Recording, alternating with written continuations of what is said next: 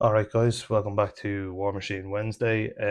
I have still got not got any painting done, not got that. Because I've been trying to just clear a terrain commission that's taking up my time at the minute, just to try and get it clear so I can get back to painting units and models.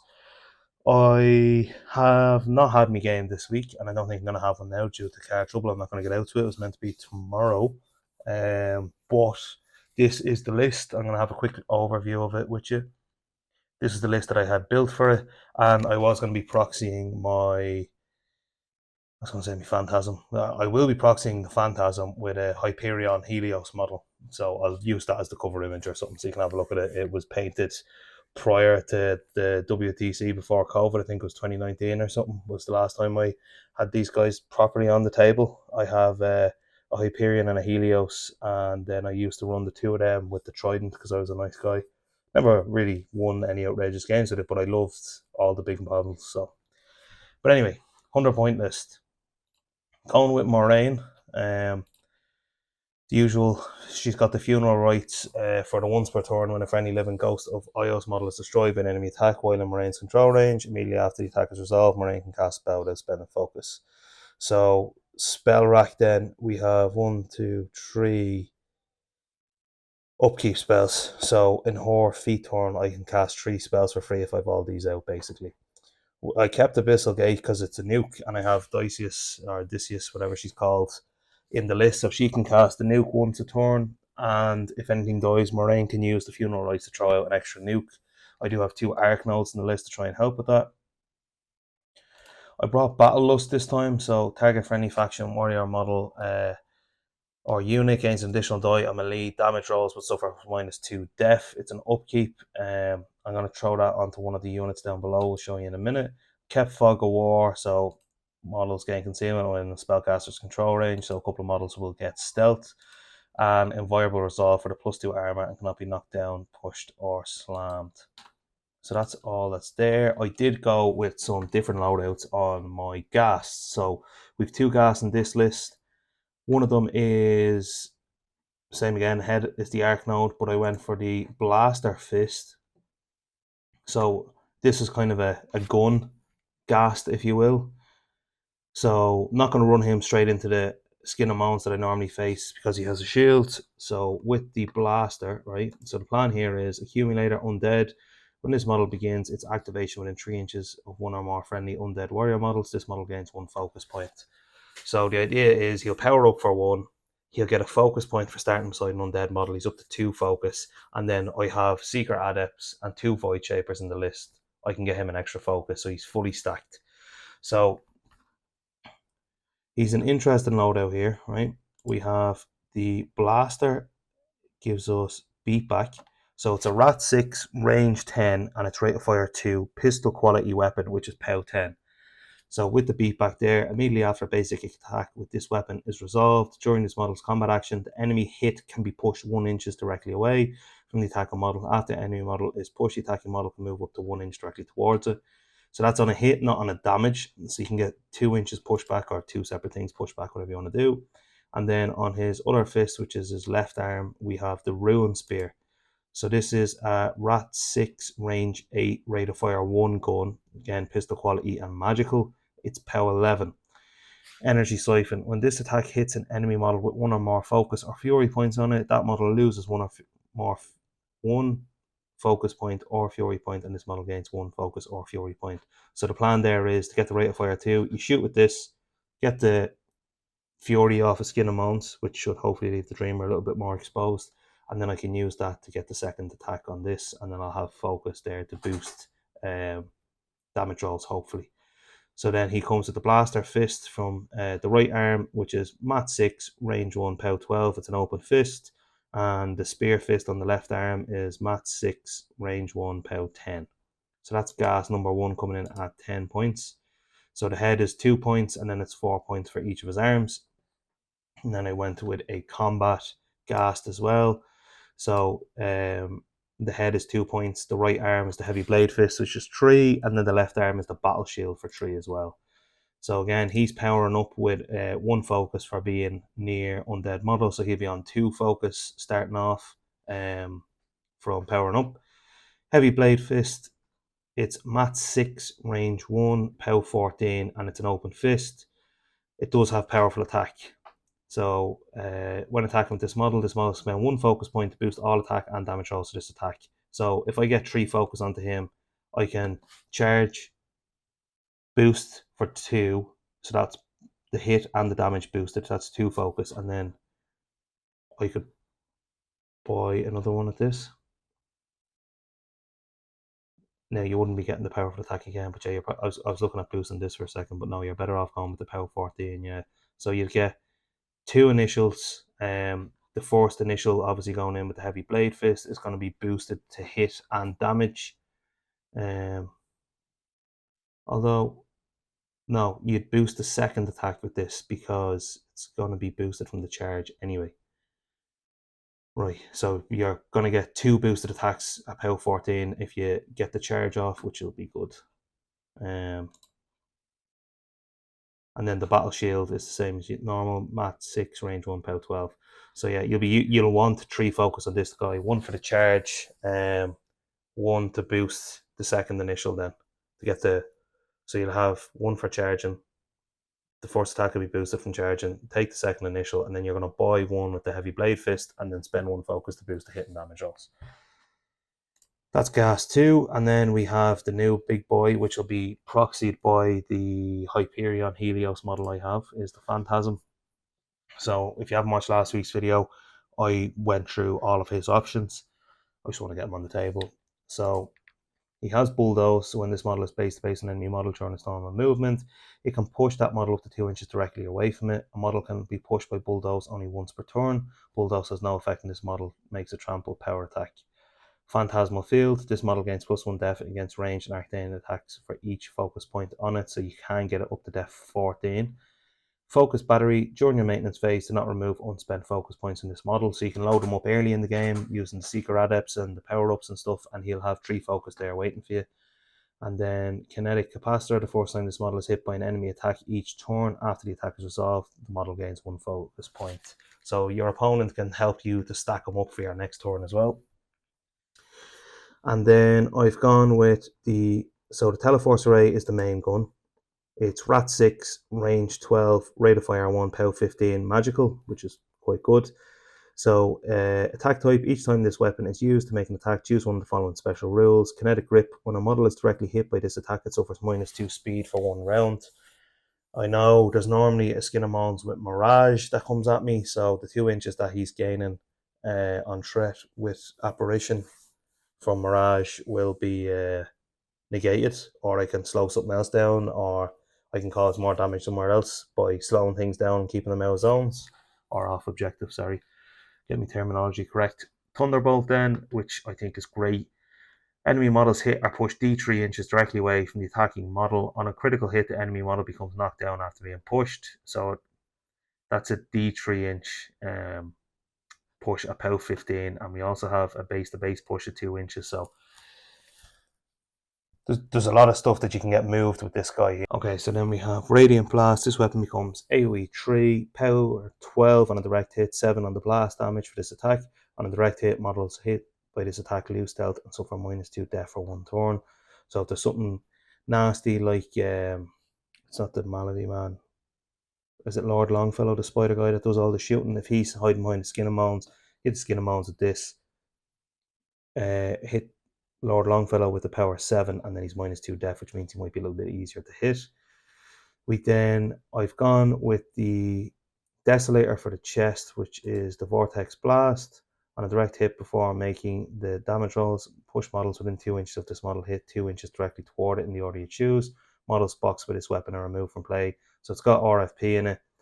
It's Rat 6, range 14, rate of fire 1, AoE 3, and it's 15 on direct hit, 8 on the blast. It's magical and pistol, sorry.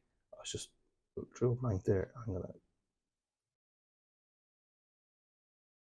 Okay, so we have the Desolator then, which is Rat 6, range 14, rate of fire 1, AoE 3, blast or power 15, blast 8, and it has the pistol and magical quality, so quite good. Vortex Blast then, on a direct hit, before making the damage rolls, push models within 2 inches of the model hit 2 inches directly toward it in the order you choose. Models boxed with this weapon are removed from play. So you can get a good bit of movement shenanigans going on with this guy. It has RFP, it's pretty handy to have. I have gone with the Hexblade Revivifier on both because it's giving me 2 extra guns, and 2 extra guns seems pretty good in my eyes. So the Revivifier gun is Rat 6, range 12, rate of fire 1, AoE dash, and power 14. So I've got 2 power 14s, a power 15, and 2 power 15s, right? So we're putting out a good bit of damage here. He's got the pistol quality and magical on this as well as his Desolator on his chest. But the reason I'm taking this is Deathly Domination. Everyone's going to have some sort of infantry model in their army. And this being range 12, he's 120 mil, speed 6. So you're looking at an 18-inch threat with this gun. That's more than likely going to kill an infantry model if you can hit it. Okay. So when this model boxes Deathly Domination is why I took this. I have it on the Dreadguard Archers, and I like using it with Caskims and Dreadrots. When this weapon boxes a living or undead non-leader enemy warrior model, you can immediately take control of the enemy model and make a full advance with it, followed by a basic melee attack. Then the box model is destroyed and removed from play. So I'm removing 2 models with this.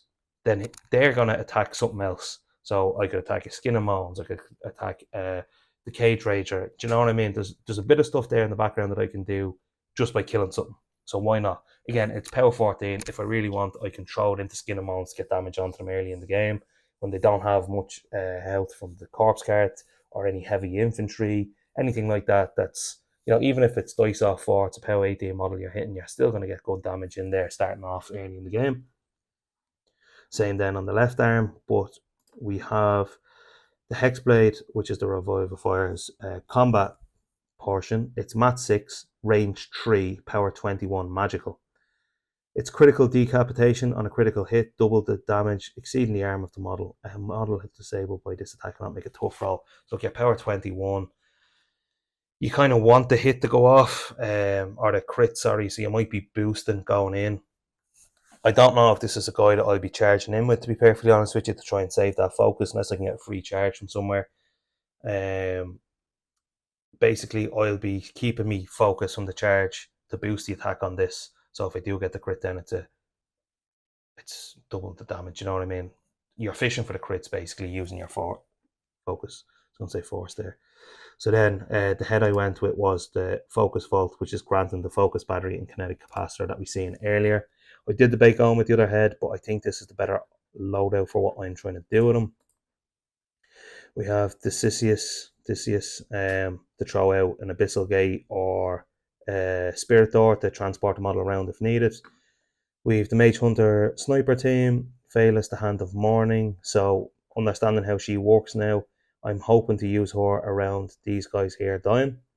But something I haven't added into the list before is the Void Engine. So it's a cost 8, it's a solo, 16 boxes. It's on an 80mm base, it's unstoppable, has Pathfinder, and is a construct. You're looking at Speed 6, Rat 6, Def 12, Arm 18, which aren't bad stats. And then it comes with Arcantric Capacitor. When a model within 10 inches of this model casts a spell, this model gains 1 power token. This model can have up to 3 power tokens at any time.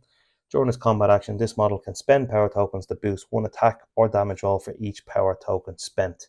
So in my mind, early on in the game, I'm going to have this beside Morayne, cast me 3 upkeep spells. This guy gets 3 power tokens.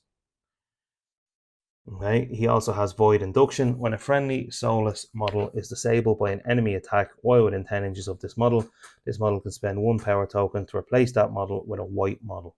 The replaced model is destroyed. You can have up to 3 friendly white models in play at any time for each friendly Void engine in play. So it comes with a gun, the Void Aperture, which is Rat 6, range 12, rate of fire 1, and power 14. Critical Consume. On a critical hit, if the attack hit a small based non-leader model, the model hit is removed from play. So that's on a crit. And then Power Loader 1. This model can spend 1 power token to make 1 additional range attack with this weapon during its combat action.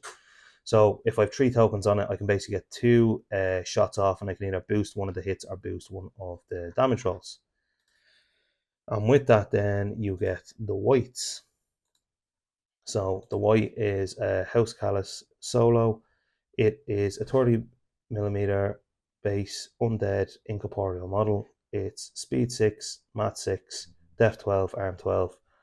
So the reason I'm taking these is because of the nice little rule stack we have here. Annihilator, this model gains an additional die on melee attack and melee damage rolls against living models. When a living model is destroyed within 3 inches of this model, it never generates a soul token. So look, it's not going to be great against Undead Grimkin, but it's a start, and I'm sure I'll be playing into other factions eventually where I can make use of this. Cleave, when this model destroys one or more enemy models with a basic melee attack during its combat action, immediately after the attack is resolved, the model can make 1 additional melee attack. This model can only gain 1 additional melee or 1 additional attack, from Cleave each activation, and created this model does not begin the game in play. So all the cast games that I'm having trouble with, I just need him to blow up one of my guys, and I can use this then to go in and hopefully remove 2 cast gimps a turn. Its melee attack is the only attack it has. It's called Void Strike. Mat 6, range 1, power 12, magical. So he can lift Gremlin Swarms from me, and you can have up to 3 of them in play at any time. So, Void Shaper, 1 and 2, Dreadguard Archers. They have Deadly Dominion and Powered Attack, which gains +2 on damage rolls, and then Void Blast. I've gone over these guys before. Dreadguard Slayers, I haven't really used in the list before. I had them once, and I dropped them off early enough, I'm pretty sure, because I had the Dreadguard Cav. So these guys are a cost 8 unit. They are 3 grunts, 40mm base, undead, and tough. You're looking at speed 6, mat 7, because they're melee, a melee based unit, def 13, arm 16. So they have Vampiric and Vengeance. When this model destroys a living or undead model with a melee or ranged attack immediately after the attack is resolved, this model can remove D3 inches, or D3 damage points, not inches. They have 8 boxes, so if they don't get killed, or if they tough and they make a melee attack in the next turn, they can heal up a bit, so they should be hard enough to remove. They also have Vengeance, so during your maintenance phase, if one or more models in this unit were damaged by an enemy attacks during the last round, each model in that unit can advance up to 3 inches and make 1 basic melee attack. If you lose a guy, you're getting potentially, if you can get in range, 2 extra attacks before you activate them. And they come with the Executioner's Axe, which is mat 7, range 2, power 15, magical. On a critical hit, double the damage you see in the armor. So you've a chance of getting a minimum of 5 of them off a turn when a guy gets killed. Mage Hunter Rangers then, just for Snapfire and removing small units. And then the Secret Adepts. Now the Void Engine does only, just checking this here, when a friendly soulless model is disabled by an enemy attack. So I don't actually have any soulless models in here, which is a bit of a pain. So check here, no. Incorporeal and Undead, I definitely mixed up them symbols.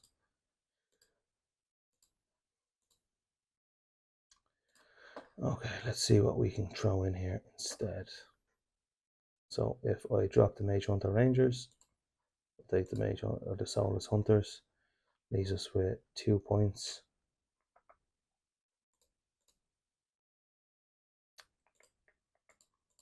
.3. Do you know what? We'll take it. We'll just run with that. So the Soulless Hunters then will have, because they're soulless, base them around the base of the Void Engine to make sure that we can trigger the white getting deployed. I did think where they gone, Mage Hunter Rangers, I did think they were soulless. They're not. So there you go. And that leaves us 1 point short. I've got Old Faithful, Lucky Penny, Hit and Run, Duck and Cover, and Careful Reconnaissance as the cards. Make sure we save this. So that's the list I'm looking at running with the Phantasm. I will be looking at getting 2 of these guys to run the list, just because why not? But I'll go through that list next week as a potential, depending on how well the Phantasm goes in my next game. Let me know what you think of the list in the comments below. Is there anything you'd suggest or change? And don't forget to read up the Warmachine Wednesday update that Steve Forge Games have posted. there's some new stuff coming, and the Phantasm is up for pre-order. Thanks for watching, and we'll see you in the next one.